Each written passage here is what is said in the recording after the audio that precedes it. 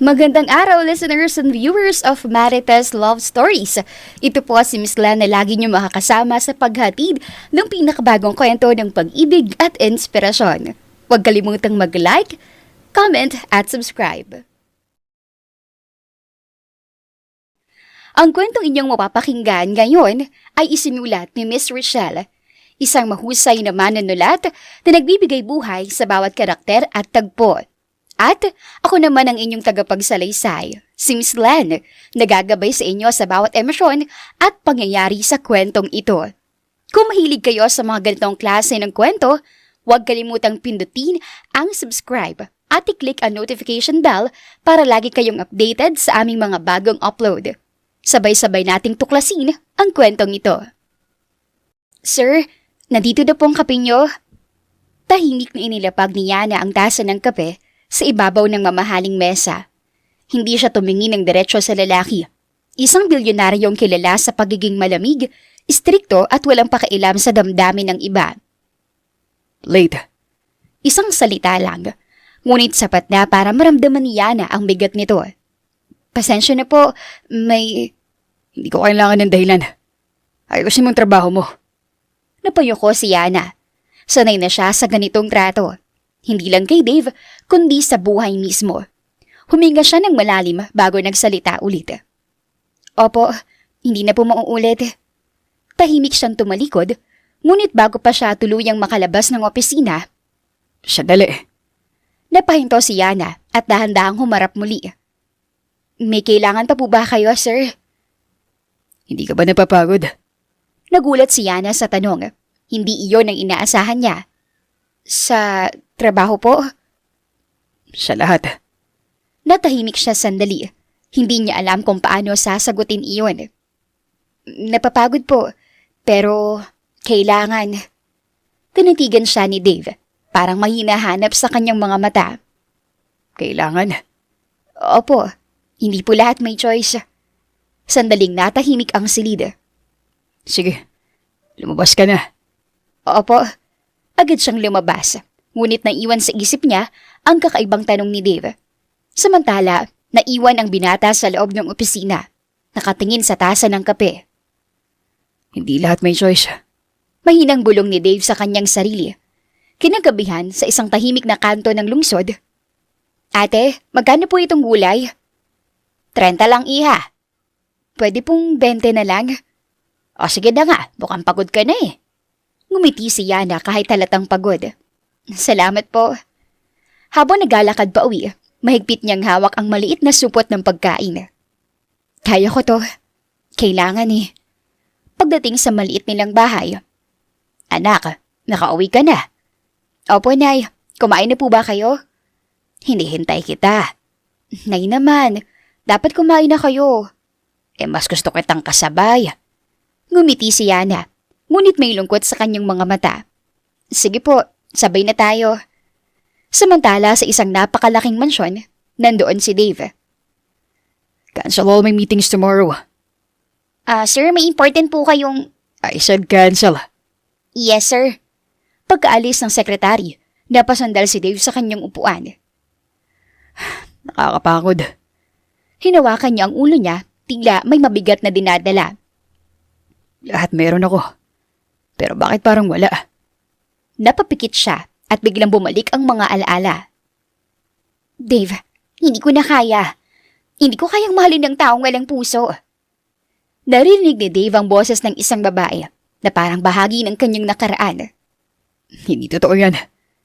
Mas mahal mong trabaho mo kaysa sa akin. Napadilat si Dave at mabilis ang paghinga. Enough. Tumayo siya at kinuha ang baso ng alak.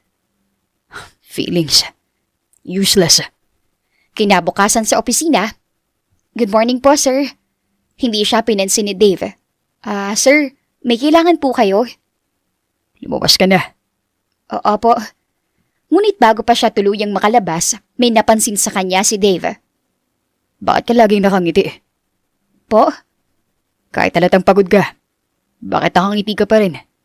Napaisip siya sandali bago sumagot. Kasi po, kung hindi ako ngingiti, parang mas mahirap, mas nakakapagod din.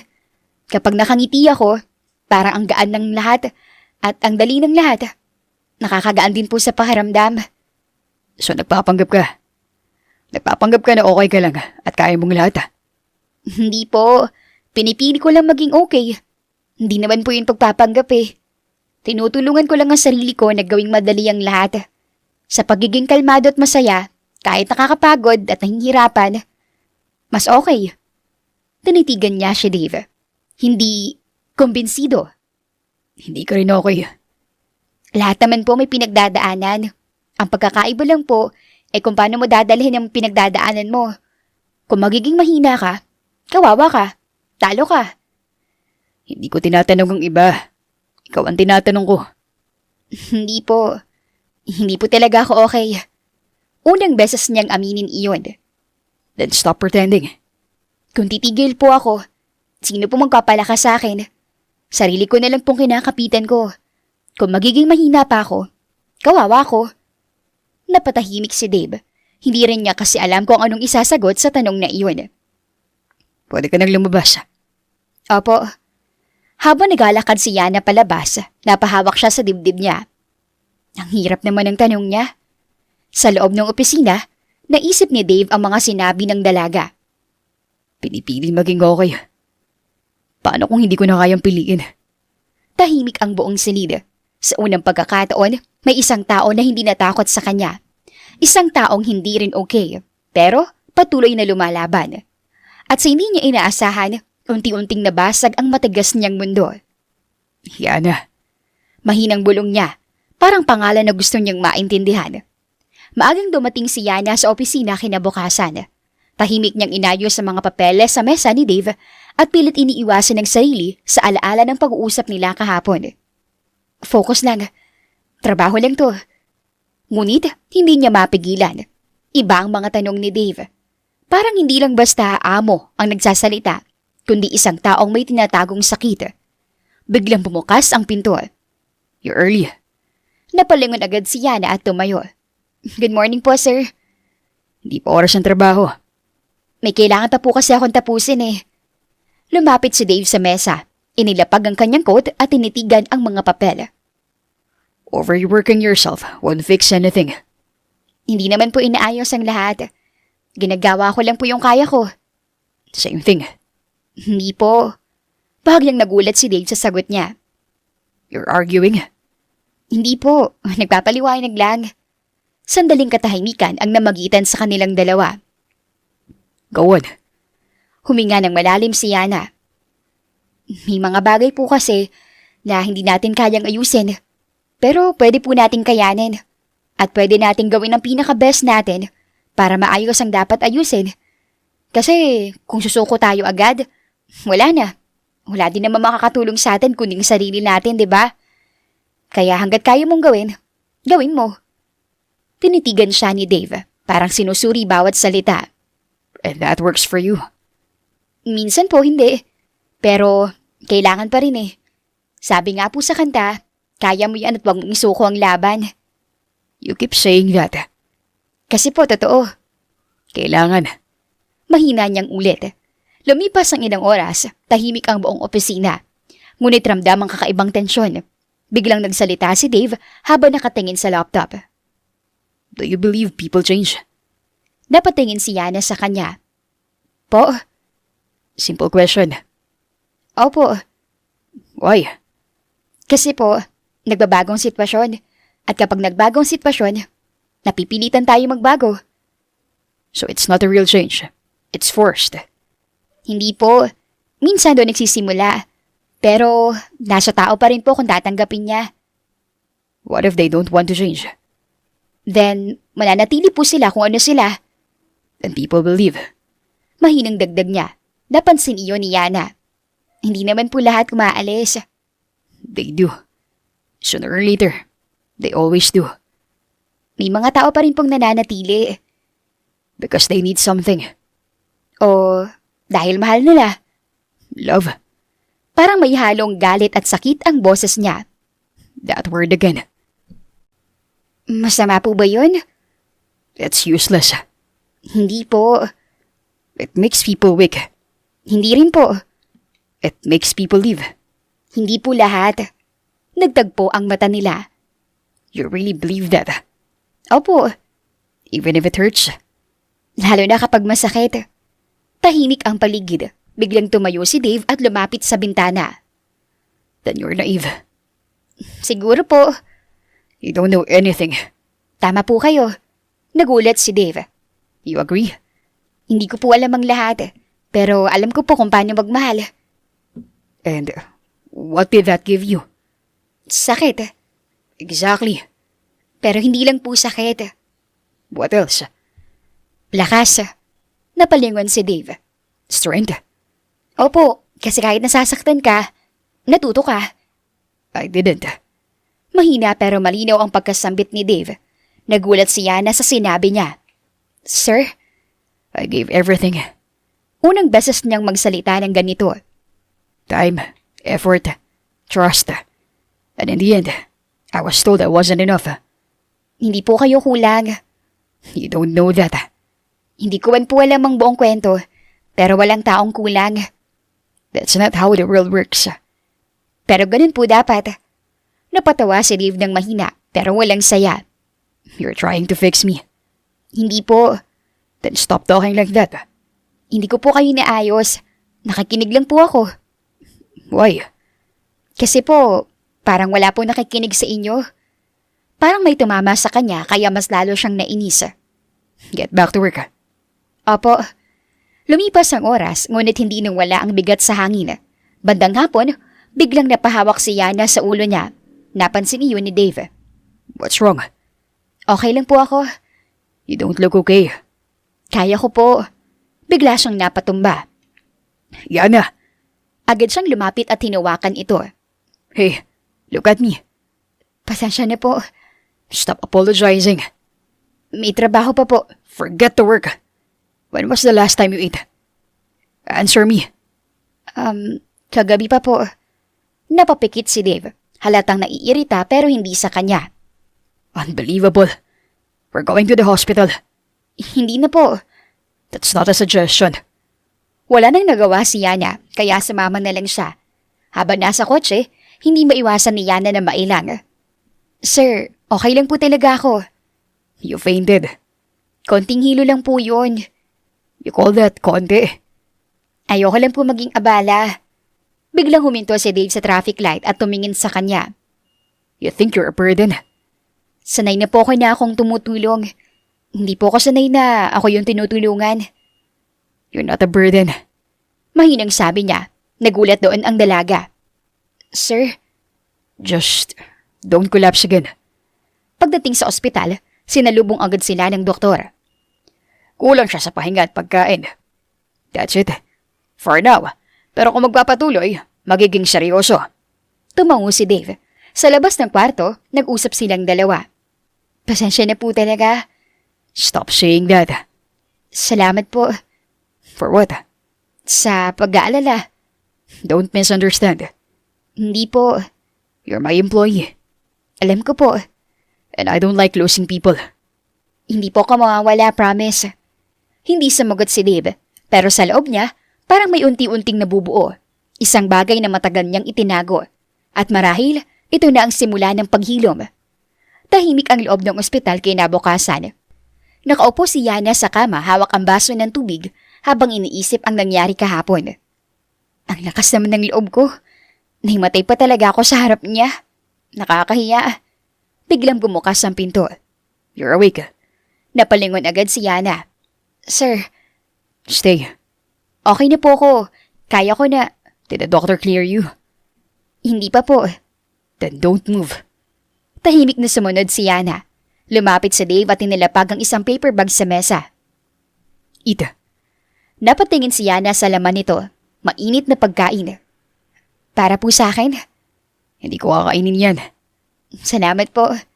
Dahan-dahan siyang kumain. Halatang nahihiya. Habang kumakain siya, tahimik lang si Dave na nakatayo sa gilid at nakatingin sa kanya. Sir, pwede po ba ako magtanong? It depends. Bakit po kayo nandito? What kind of question is that? May trabaho po kayo. Maraming mas importante. You fainted in my office. Hindi naman po ibig sabihin nun kailangan niyo pong bantayan ako. I decide what I need to do. Pagkalipas ng ilang minuto, You live far? hindi naman po masyado. Define hindi masyado. Isang sakay po ng jeep tapos lakad. And you go to work every day like that? Opo, Even when you haven't eaten? opo. Napailing si Dave. That's not normal. Sanay na po ako. Stop saying that. Nagulat si Yana. Po, Sanay na ako. Hindi excuse yan. hindi ko po ginagawang excuse. Katotohanan lang po. Napatahimik si Dave. Why didn't you tell me Ang alin po? that you're struggling? Hindi ko po trabahong sabihin yon. You are my employee. Exactly po. Trabaho ko po na magtrabaho, hindi magreklamo. Napatingin si Dave sa kanya, tila hindi sanay na makarinig ng ganoong sagot. You think asking for help is complaining? Hindi po, pero hindi po ka sanay humingi. Why? Kasi po, kapag nasanay kang ikaw ang nagbibigay, nahihirapan kang tumanggap. That's a problem. Siguro po. Biglang tumunog ang phone ni Dave. Tiningnan niya ito at nag-iba ang ekspresyon niya. May problema po ba? Nothing. Pinatay niya ang tawag. Sigurado po kayo? I said nothing. Ngunit maya-maya, muling tumunog ang phone. What? Dave, we need to talk. No, we don't. Stop avoiding me. You lose the right to tell me what to do. Tahimik lang si Yana, ngunit naririnig niya ang bawat salita. I'm sorry. Too late. Please? Don't call again. Pinatay niya ang tawag. Tahimik lang ang paligid ng kwarto. Ex niyo po? You shouldn't ask that. Pasensya na po. Yes. Nagulat si Yana nang sumagot ito. Mahal niyo pa po? That's enough. Sorry po. Lumipas ang ilang minuto pero hindi pa rin nawawala ang tensyon at biglang nagsalita si Dave. She said I was too cold. Sir, She said I didn't know how to love. hindi po siguro kayo marunong magpakita. You're taking her side. Hindi po. Sinusubukan ko lang pong intindihin. I did everything. Alam ko po. No, you don't. Hindi ko man po nakita. Nararamdaman ko. She left me for someone else. Masakit po yun. She said he made her feel more alive. So what was I? Hindi po kayo kulang. Stop saying that. Totoo po. Then why did she leave? Minsan po, hindi dahil kulang ang isang tao, kundi dahil hindi niya kayang tanggapin kung gaano kayo kabuo. Napatitig si Dave sa kanya. Para ngayon lang may nagsabi sa kanya ng ganun. You talk like you understand everything. Hindi po. Then why does it feel like you do? Kasi nasaktan na rin po ako. Who hurt you?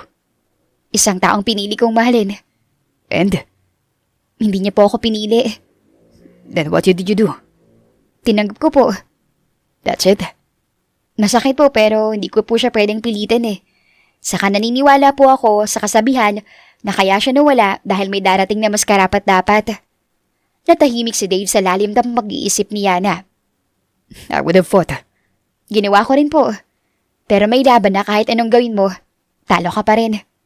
Sandaling katahimikan ang namagitan sa kanila. Maya-maya, hindi rin napigilan ni Dave na magtanong. How are you still smiling? Kasi po hindi ko gustong maging katulad ng sakit na naranasan ko. And me? What am I becoming? Isang taong natatakot na masaktan ulit. I don't want to feel that again. Hindi naman po kailangan iwasan ng feelings. It is. Hindi po. Then what? Kailangan lang po matutong maghilom. And how do you do that? Dahan-dahan po. Tahimik silang dalawa. Pero sa pagkakataong iyon, hindi lang sila amo at empleyado. Dalawang taong sugatan, dalawang pusong pilit bumabangon, at sa unang pagkakataon, unti-unting nabubuksan ng pander sa puso ni Dave. Makaraan ng ilang araw, nakabalik na si Yana sa trabaho. Mas maaga pa rin siyang dumarating, ngunit ngayon, may baon na siyang pagkain. Isang bagay na tahimik na napansin ni Dave. Sa loob ng opisina, nagkita silang muli. Good morning po, sir. You ate? Nagulat si Yana sa bungad na tanong. Opo. Finish everything? Opo. Bahagyang tumango si Dave at parang kontento. Good. Nag-aalala po kayo? Don't push it. Lumipas ang umaga ng tahimik, ngunit hindi tulad ng dati. Hindi mabigat ang hangin sa pagitan nila. Biglang nagsalita si Dave habang nagtatype. You're coming with me later. Saan po? Meeting. Ako po? You heard me. Sir, baka po may mas... I chose you. Okay po. Bandang hapon, nasa loob sila ng kotse. Tahimik si Yana, halatang kinakabahan. Relax. First time ko po kasing sumama sa ganito. Just observe. Opo. Pagdating sa isang marangyang hotel, manghang-mangha si Yana sa kanyang nakita. Ang ganda po. Focus. Opo.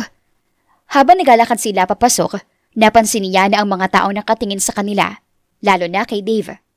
Sanay po kayo sa ganito, no? It's just business. Iba po ang mundo nyo. And yours. Mas simple po. Simple doesn't mean easy. Sa loob ng meeting room, nandoon ang kasamahan niyang si Bert. Mr. Dave, glad you made it. Let's get this over with.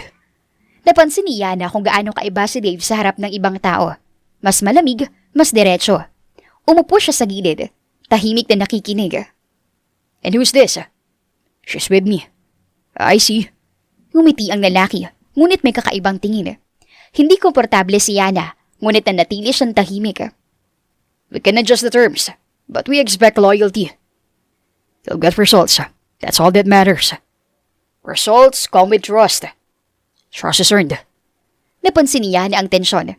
Biglang tumingin sa kanya ang business partner. What do you think? Po? You've been listening. Say something. Sir? Speak. Sa tingin ko po, parehong mahalaga ang resulta at tiwala. Go on. Kasi po kahit may resulta, kung walang tiwala, hindi magtatagal. At kahit may tiwala, kung walang resulta, mawawala rin. Kaya po siguro kailangan pareho. Tahimik ang kwarto. Pagkatapos ng ilang segundo, namangha ang business partner ni Dave sa mga sagot ni Yana. Interesting. You choose well, Mr. Dave. Hindi sumagot si Dave, ngunit hindi niya inalis ang tingin kay Yana. Matapos ang meeting, pasensya na po kung nagsalita ako. I told you to speak. Pero baka po mali. It wasn't. Talaga po? You made the point. Salamat po. Habang naglalakad sila palabas, hindi mapigilan ni Dave na purihin si Yana. You surprised me. Sa anong paraan po? You don't look like someone who would say that. Hindi naman po nakakita sa itsura ang laman ng isip. Apparently. Paglabas nila, umulan ng malakas. Ay, umuulan po. Wait here. Sir, okay lang po. Sanay naman po akong mabasa. Again with that word. Sorry po. Biglang hinawakan ni Dave ang braso niya. You don't have to be sanay all the time. Sir? Stay. Maya-maya may dumating na kotse. Get in. Sa loob ng kotse, tahimik silang dalawa habang pinapanood ang ulan sa bintana. Ang lakas po ng ulan. Sir? What? Masaya po ba kayo? What kind of question is that? Curious lang po. Well, no. Bakit po? Because happiness doesn't last. Pero pwede pong bumalik. Not always. Pero minsan. What about you? Po? Masaya ka ba? Ngumiti si Yana, ngunit may halong lungkot. Minsan po. That's not an answer. Sapat na po yun. Natahimik ulit ang dalawa, ngunit hindi na awkward. Parang may unti-unting koneksyon na nabubuo.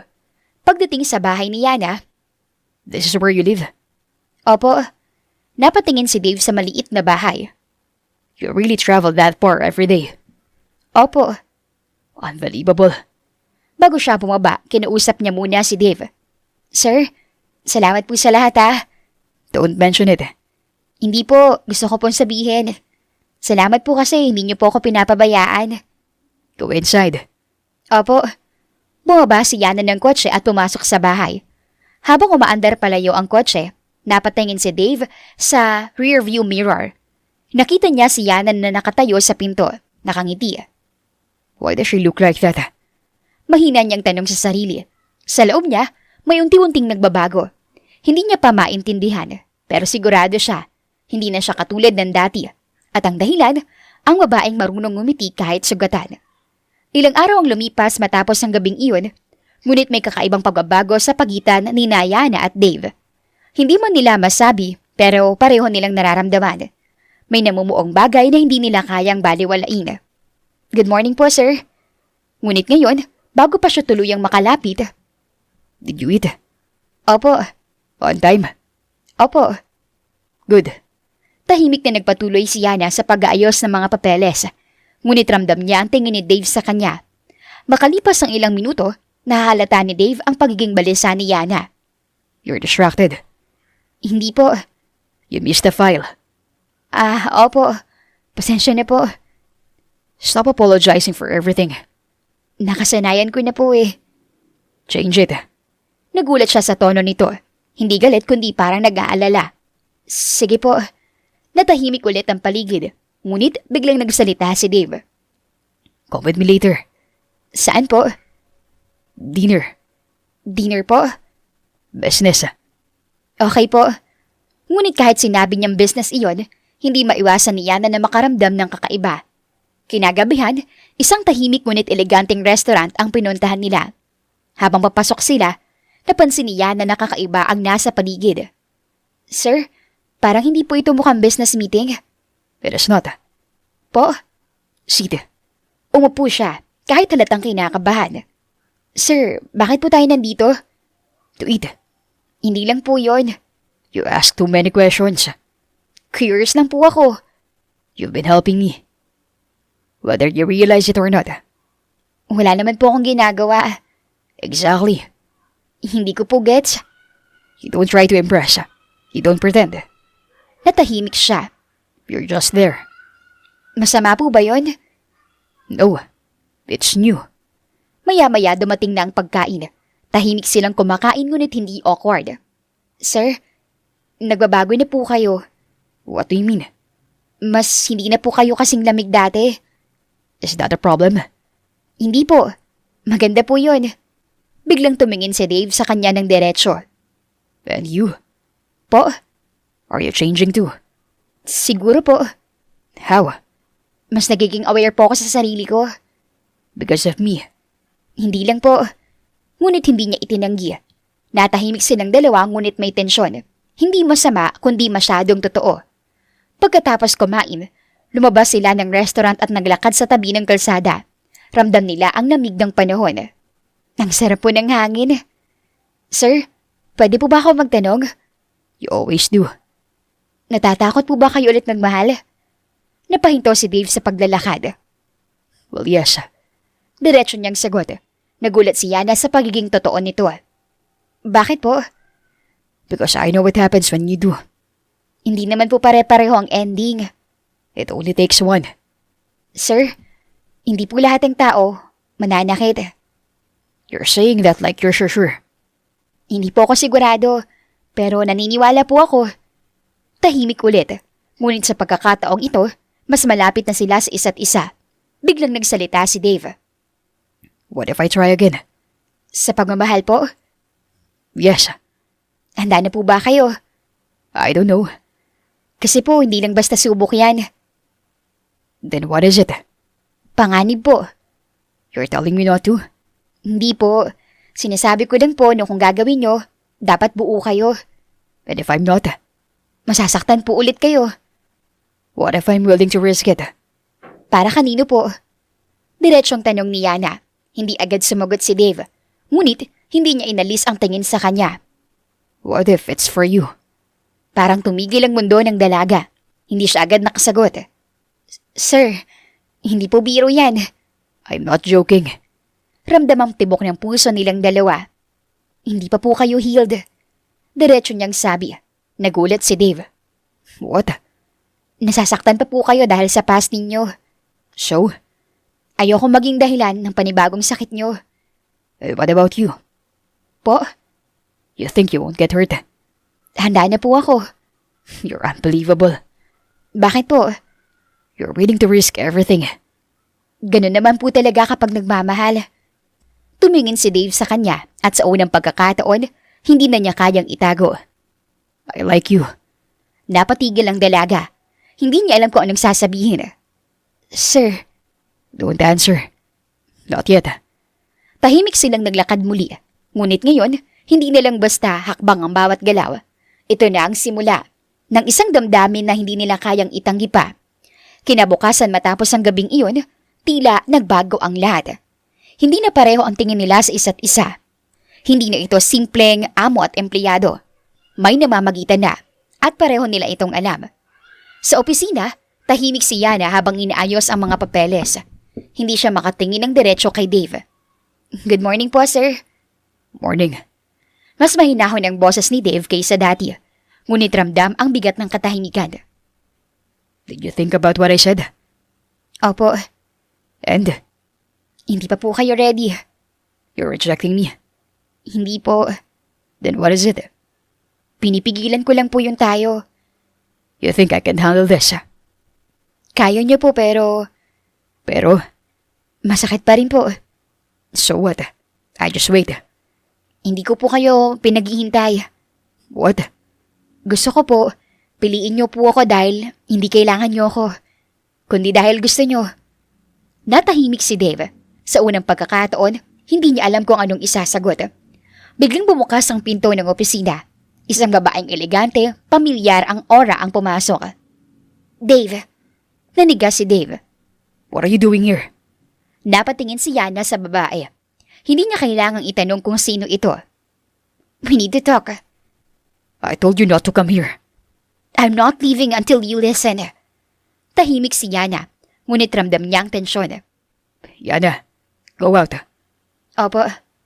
She's the one? That's none of your business. So it's true. He moved on that fast. After everything. Mauna na po ako. Lumabas siya ng opisina, ngunit hindi niya maiwasang marinig ang usapan. Say what you came here for. I made a mistake. I thought I needed something else. Someone else. And now, Now I know I was wrong. You left. I know. you chose someone else. I regret it. Give me another chance. You think it's that easy? No, but I'm willing to try. Sa labas ng opisina, nakatayo si Yana habang nanginginig ang kamay. Bakit parang ang sakit? Why now? Because I still love you. Too late. No, it's not. I can fix this. You already broke it. Is it because of her? Napatingin si Dave sa tinuro ng dalaga. That girl. This isn't about her. But she matters. Hindi sumagot si Dave at sapat na iyon para malaman ang sagot ng babae. Sa labas, napapikit si Yana. Ayoko ng ganito. Hindi na siya naghintay. Tahimik siyang umalis. Pagbalik ni Dave sa labas. Yana, damn it. Kinagabihan sa maliit na bahay ni Yana, tahimik siya nakaupo hawak ang unan. Ang sakit naman. Yana, Sir, dahan-dahan niyang binuksan ng pinto. Nagkatinginan sila. why did you leave? Hindi ko po lugar yon. You should have stayed. Para saan po? Para marinig kung paano kayo pinaglalaban ng nakaraan niyo. It's over. Sigurado po ba kayo? Hindi pa po kayo tapos sa kanya. That's not true. Sir, kung hindi na po siya mahalaga, bakit po kayo nasasaktan? Because you hurt me. Exactly. Hindi pa po kayo healed. And you? Masakit din po sa akin. Kaya po kailangan nating huminto. You're walking away. Pinipi ko lang pong sarili ko. And how about me? Mahinang tanong ni Dave. Napaluha si Yana. Kumpara po kayo sa akin. Babalik po kayo kapag buo na kayo. Hindi na nagsalita si Dave. Hindi niya alam kung paano lalaban sa isang laban na siya mismo ang kailangang ayusin. Dahan-dahan siyang tumalikod. Yana, I won't lose you. Hanapin niyo po muna ang sarili niyo. At sa gabing iyon, dalawang pusong nagmamahalan ang naglayo. Hindi dahil ayaw nila, kundi dahil kailangan. Lumipas ang ilang araw, tahimik at mabigat ang paligid. Parang may kulang sa bawat sandali. Sa loob ng opisina, nakaupo si Dave. Nakatitig lang sa mesa niya. Hindi niya pinapansin ang mga papeles na dapat niyang asikasuhin. Sir, may meeting po kayo in 10 minutes. Cancel it. Sir, pangatlo niyo na po yan. I said cancel it. Tahimik na tumango ang sekretary at umalis. Naiwan si Dave mag-isa. Damn it. Hinawakan niya ang noo niya. Hindi ko maintindihan. Biglang pumasok sa isip niya ang huling sinabi ni Yana. Napapikit si Dave. How? Hindi siya sanay na hindi kontrolado ang sitwasyon. Hindi siya sanay na hindi siya kayang ayusin. Pero ngayon, sarili niya ang problema. Tumayo siya at lumapit sa bintana, tumingin sa labas. What do I even want? Pero sa pagkakataong iyon, may sagot siyang narinig mula sa sarili niya. Her. But she's right. Hindi niya pwedeng ipilit. Hindi niya pwedeng dalhin si Yana sa mundo niya kung siya mismo wasak pa rin. Sa kabilang banda, sa maliit na bahay ni Yana, tahimik siyang nakaupo sa harap ng lamesa. May hawak na tasa ng kape, ngunit malamig na ito. Miss ko na siya. Ang hina mo naman. Biglang pumasok ang nanay niya. Anak, okay ka lang? Opo, Nay. Mukhang hindi. May problema ka ba? Nay, paano po kung may gusto kang tao pero alam mong hindi pa tama? Ibig sabihin, mahal mo? Opo. At bakit hindi pa tama? Nasasaktan pa po siya eh. At ikaw? Nasasaktan din po. Lumapit ang nanay niya at hinawakan ang kamay niya. Anak, hindi mo kailangang isakripisyo ang sarili mo para sa iba. Pero kung mahal mo talaga, minsan kailangan mo ring maghintay. Paano po kung hindi na siya bumalik? Kung hindi siya bumalik, ibig sabihin, hindi siya para sa'yo. Ang sakit naman po nun. Mas masakit kung pipilitin mo ang hindi pa handa. Sa kabilang banda, nasa isang bar si Dave. Tahimik na nagmamasid sa lugar at parang malalim ang iniisip. Hindi siya sanay sa ganitong lugar, ngunit nandito siya. Biglang may lumapit na lalaki kay Dave. Si Luke, kaibigan niya. Ikaw? Dito? Just needed the drink. Umupo ang kaibigan niya sa tabi niya. Mukhang malala. I messed up. Business. No. Mas malala nga. Natahimik si Dave. Hindi niya alam kung sasabihin niya sa kaibigan ang iniisip niya. I like someone. Parang bumigat ang hangin sa paligid nila. Hindi sanay si Luke na marinig ang ganitong klaseng salita mula kay Dave. Lalo na't kilala niya itong malamig at walang pakailam sa kahit na sino. Wait, ikaw? Nagkagusto? Napailing si Dave, bahagyang napangiwi. Shut up. Napangiti si Luke, pero hindi niya tinuloy ang biro. Ramdam niyang seryoso ito. So, anong problema? Saglit na tumahimik si Dave. Nakatingin lang siya sa malayo, parang may hinahabol na alala. She walked away. Bahagyang nagbago ang ekspresyon ni Luke. Hindi niya inasahan iyon. Why? Huminga ng malalim si Dave, parang mabigat sa dibdib niya ang bawat salitang lalabas. Because I'm not ready. Tahimik si Luke. Sa unang pagkakataon, wala siyang masabi. At tama siya. Napapikit si Dave, para bang inuulit niya sa isip ang mga sandaling iyon. Ang tingin ng babae, ang pagtalikod nito, at ang sakit na naiwan. Yeah. Mahina na halos bulong na sabi ni Dave. Anong plano mo? Walang agad na sagot si Dave. Tanging hangin lang ang maririnig. Unti-unting bumukas ang mga mata ni Dave, pero hindi pa rin siya tumitingin kay Luke. I fixed myself. Napangiti si Luke, hindi yung pangaasar kundi yung may halong pag-asa. Finally.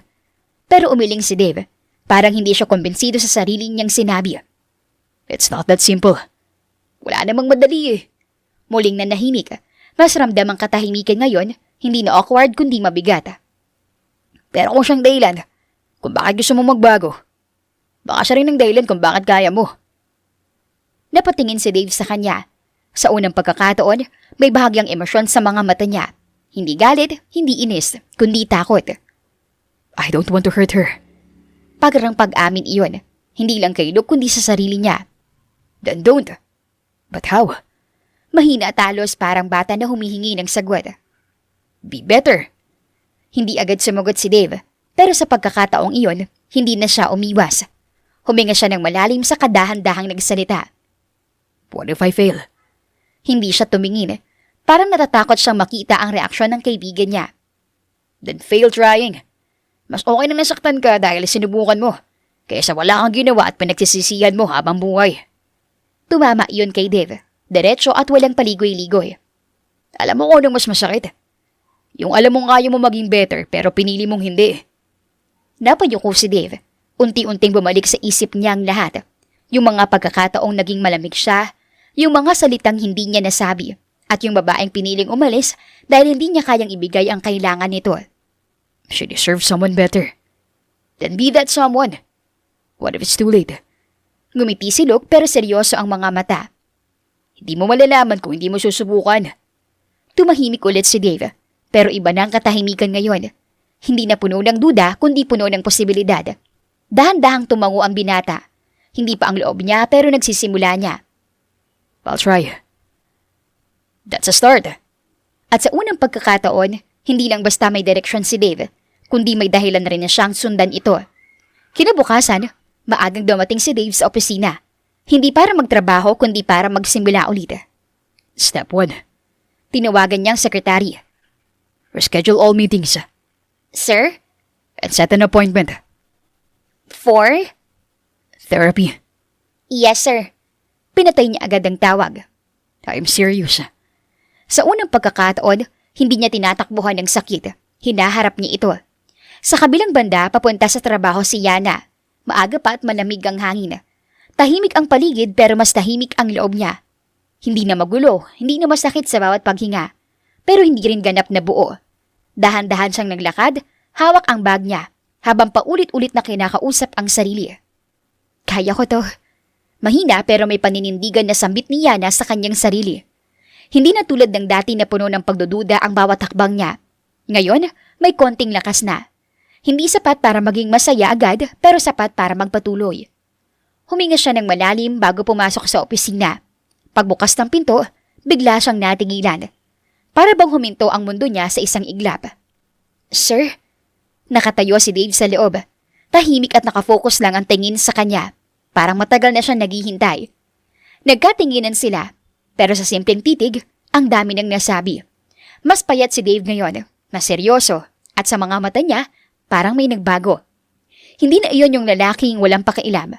Parang may dala na siyang bigat at responsibilidad. Good morning. Simple at walang yabang na bati ni Dave. Napalunok si Yana bago sumagot. Good morning po. May distansya pa rin sa boses niya. May pag-iingat. Pero hindi na awkward. Hindi na rin masakit. Iba na ang katahimikan nila. Mas mahinahon at mas totoo. Humakbang si Dave palapit, pero hindi masyadong malapit. Parang may respeto na siya ngayon sa espasyo ni Yana. I'm working on it. Napakunot ang noo ni Yana. Bahagyang nagtataka. Po? Saglit na tumingin si Dave sa baba bago muling tumingin sa kanya. Myself. Parang bayang ayaw na niyang itago kung ano mang nararamdaman niya. Tahimik ang dalaga, hindi niya alam kung anong sasabihin. Pero sa puso niya, may gumalaw. Isang bagay na matagal niyang pinigilan. I won't ask you to stay. Mas lalo siyang nagulat. Hindi itong inaasahan niya. Akala niya pipilitin siya o hihingi ng isa pang pagkakataon. Pero hindi ngayon. Ibang Dave ang nasa harap niya. I won't rush you. Kasi alam kong hindi ko pa deserve. Napatingin si Yana sa kanya. Mas malinaw na ngayon, hindi lang salita ang dala ni Dave. May katotohanan. But I will come back for you. Tumigil ang mundo ng dalaga. Hindi iyon pangako na walang laman. Hindi rin iyon pakiusap. Isa itong desisyon. Unti-unting napuno ng luha ang mga mata niya. Bakit? Because this time, I want to be someone who won't make you walk away. Tuluyan ang pumatak ang luha ni Yana. Hindi dahil nasasaktan siya, kundi dahil sa wakas. Narinig niya ang mga salitang matagal niyang hinihintay. Pero hindi niya inasahang maririnig pa. Hihintayin ko yun. May ngiti sa labi niya kahit may luha. Hindi iyon pangako na magiging madali ang lahat. Hindi rin iyon assurance na magiging okay agad. Pero isa iyong pag-asa.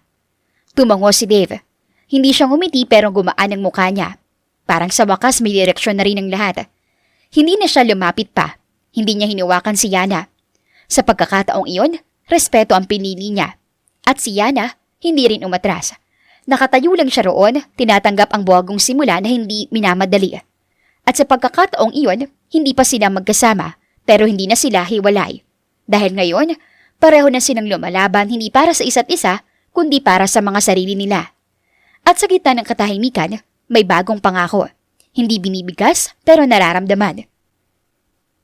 At doon sa tahimik na pagitan ng distansya at pag-asa, nagsimula ang tunay na paghilom. Lumipas ang ilang linggo, hindi naging madali ang mga araw na iyon. lalo na para kay Dave.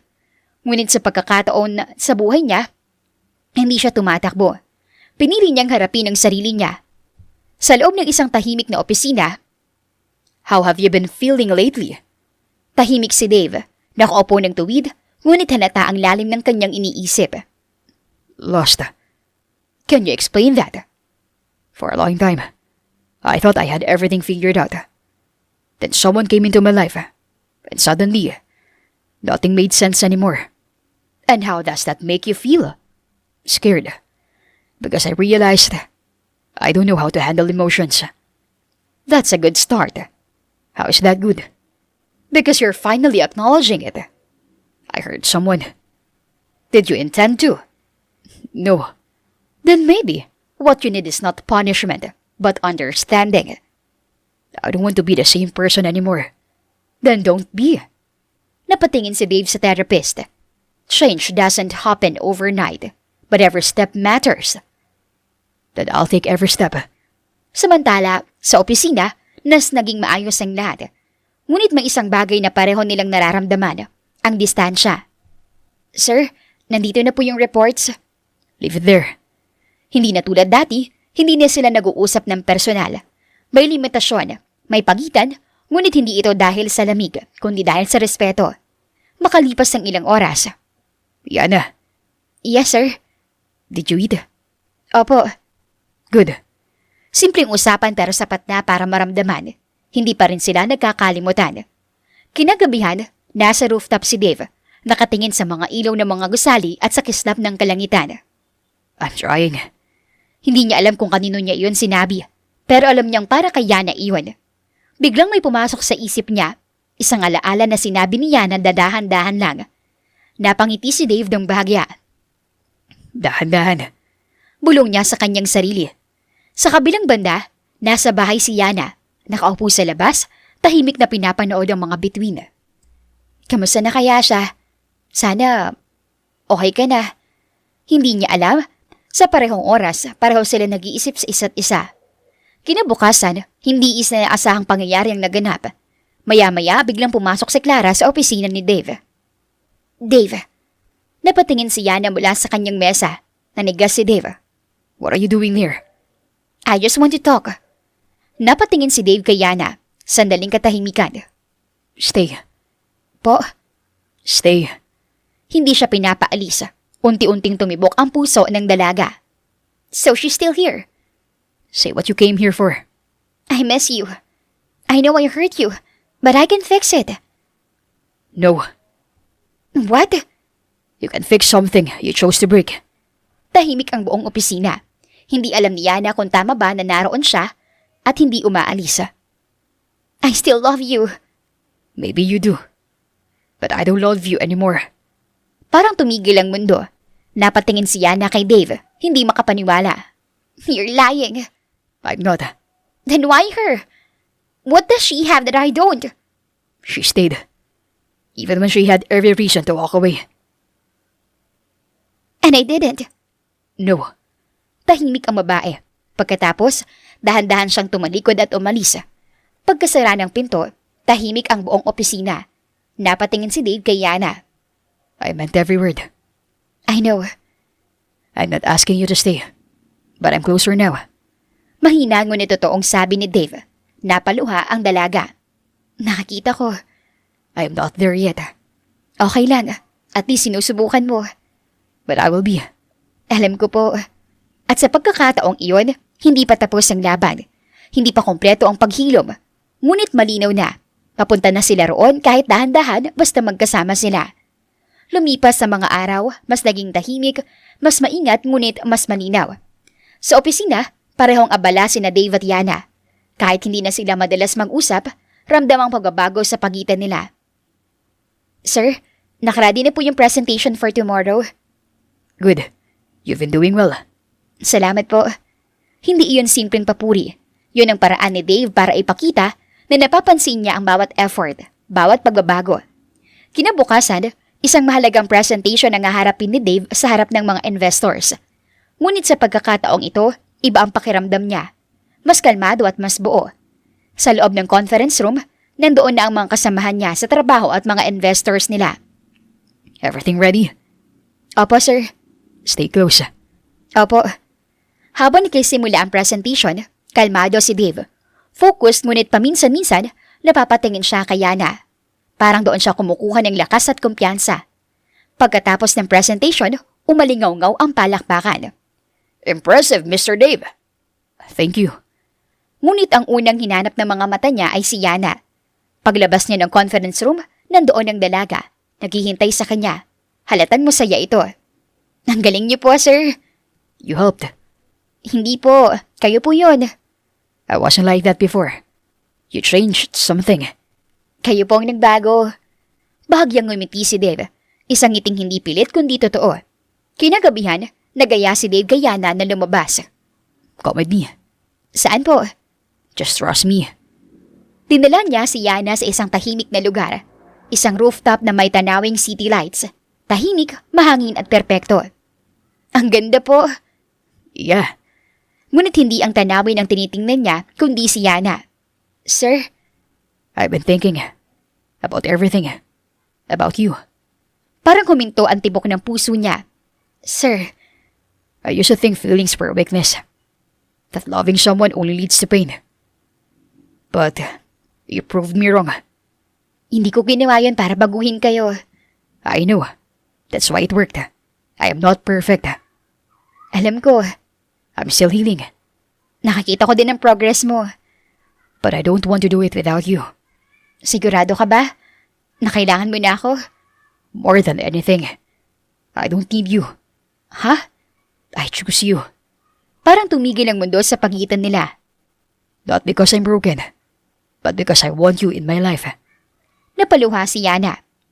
Sir, Dave, napangiti siya sa gitna ng luha. Dave, you said before you wanted me to choose you because I want to. I'm choosing you. natatakot ako eh. Me too. Nagkatinginan sila. Parehong may kaba pero hindi umatras. Pero, gusto ko rin kayo. Ngumiti si Dave. Isang ngiting ngayon lang niya tunay na ipinakita. Then stay. Hindi na ako aalis. Natahimik ang pagitan nila. Hindi na nila kailangang magsalita pa. Sa unang pagkakataon, pareho silang handa. Dahan-dahang hinawakan ni Dave ang kamay ni Yana. Hindi siya umatras. We'll take it slow. Dahan-dahan. Nagtagpo ang kanilang mga ngiti. At sa ilalim ng mga ilaw ng lungsod, dalawang pusong minsang nasaktan, ngayon ay sabay nang naghihilom. Lumipas ang ilang buwan, hindi perpekto, hindi madali pero totoo. Sa loob ng opisina, mas maliwanag ang aura. Mas maayos at higit sa lahat, mas may buhay. Dave, tapos ka na yung reports na kailangan mo? Napatingin si Dave sa kanya. Ngayon, hindi na sir ang tawag. Hindi na rin boss at empleyado lang. May kung anong init sa pagitan nila na hindi na kailangang ipaliwanag. Thank you. Ngunit hindi lang iyon ang laman ng tingin niya. May lambing, may pasasalamat, may pagmamahal na hindi na niya itinatago. Kumain ka na? Opo. Napakunot ang noon ni Dave. Kunwari ay seryoso. Opo. Oo na nga. Ngumiti si Dave. Isang ngiting puno ng gaan, malayo sa lalaking dati niyang kilinakala. Hindi naging madali ang mga nakaraang buwan. May mga araw na tahimik ang binata. May mga gabing hindi siya makatulog. May mga pagkakataong bumabalik ang sakit, ang takot, ang dating siya. Pero ngayon, hindi na siya nag-iisa. Yana.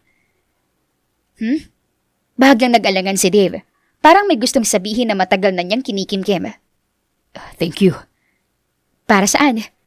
Sa pananatili. Hindi iyon basta salita. Yun ang bigat ng lahat ng panahong halos nawala siya. At ang babaeng piniling manatili kahit hindi madali. Ngumiti si Yana pero may lalim ang mga mata niya. Pinili ko yon. Bakit?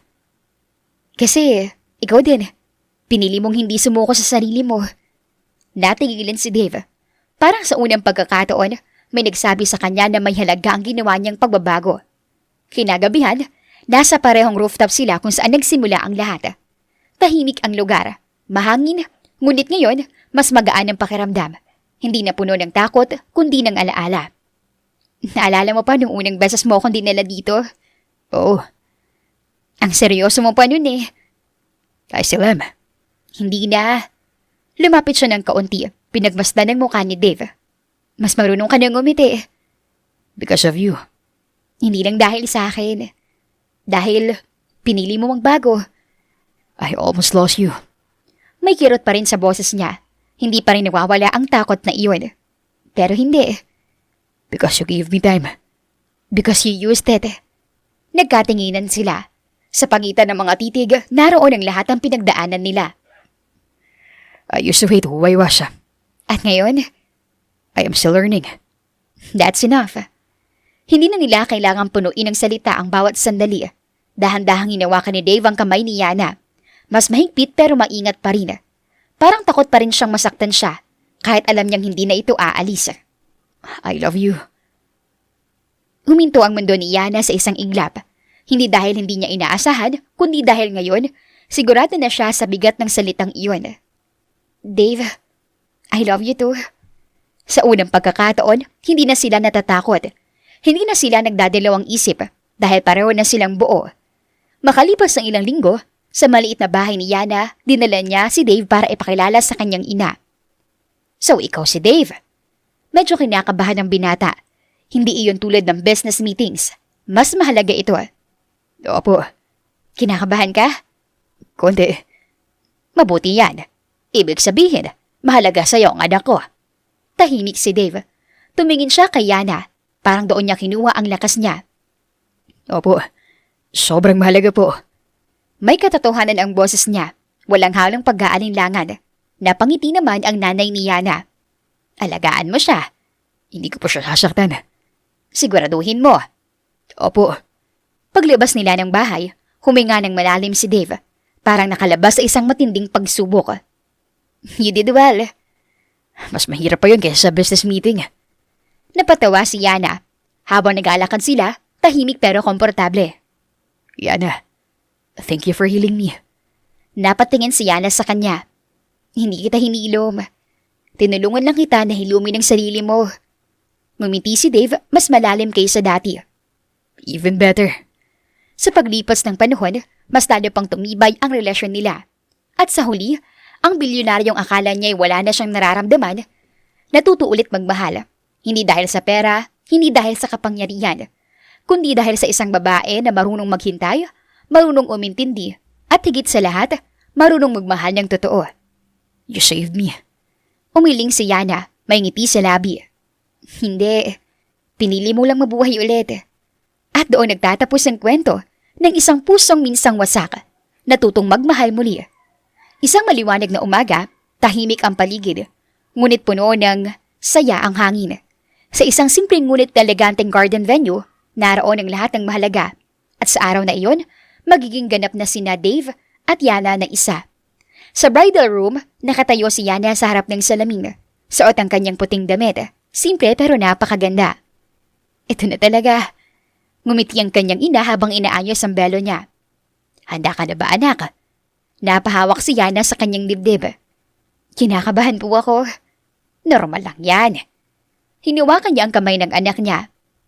Basta tandaan mo ha, pinili mo siya. At pinili niya rin po ako. Sa kabilang banda, sa altar, nakatayo si Dave. Suot ang kanyang suit. Kalma sa labas pero kabado sa loob. Relax, di ka naman naatras dyan, di ba? Napangiti si Dave ng bahagya. Hindi na ako haatras. Nagsimulang tumugtog ang musika. Lahat ay tumayo. At doon, lumakad si Yana sa gitna. Tahimik ang mundo para kay Dave. Wow. Hindi niya maalis ang tingin kay Yana. Siya na talaga. Habang papalapit si Yana, ngumiti ito sa kanya. Hi. Ay, Sa harap ng altar, nakatapat sila. handa na ba kayong dalawa? Sabay silang tumango. Isa-isa silang nagsalita para sa kanilang pangako sa isa't isa. Nauna muna si Dave. Yana, akala ko dati hindi ko na kaya magmahal. Pero dahil sa'yo, natuto ulit ako. Pangako ko, pipiliin kita araw-araw. Dave, hindi man tayo perpekto. Pero totoo tayo. Pipiliin din kita. Araw-araw. I now pronounce you husband and wife. Pwede na. Pwede na. Dahan-dahan, hinalikan siya ni Dave. Palakpakan, sigawan at saya. Sa wakas, hindi na lang sila naghilom. Buong-buo na sila na magkasama. Habang magkayakap. Thank you for staying. Thank you for coming back. At sa ilalim ng araw at sa harap ng lahat, nagsimula ang panibagong kwento nila.